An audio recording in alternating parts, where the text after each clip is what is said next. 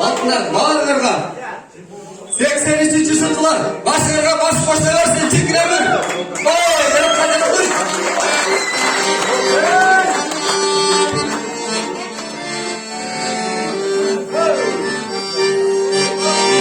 Bağırma miskine. Bırak da bacam bırakma. Bacam öyle sürür. Bağırma. Dolgunu dolgunda var sesimde dağdırga basın diye gözümde dağdırma kabanda öykümde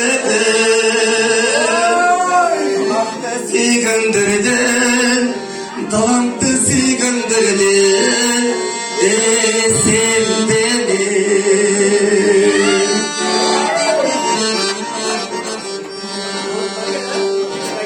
Burkura buzlu ederdi sesin beni Pazardan maydet balığa gözün beni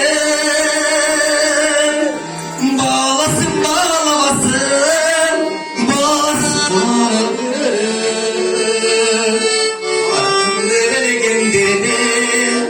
Barkımda böyle gönderini esin beni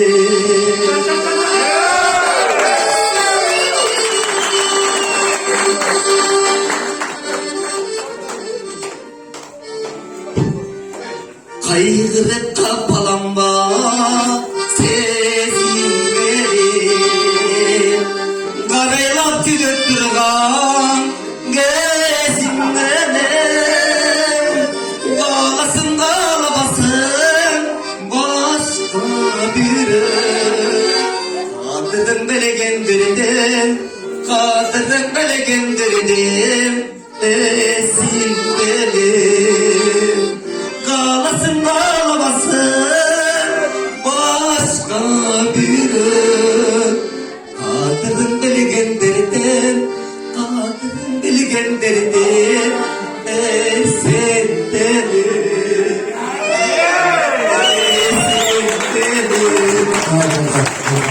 Bak şimdi de baykan gelmeye kalktı kadar. Ay sen mi bak bak.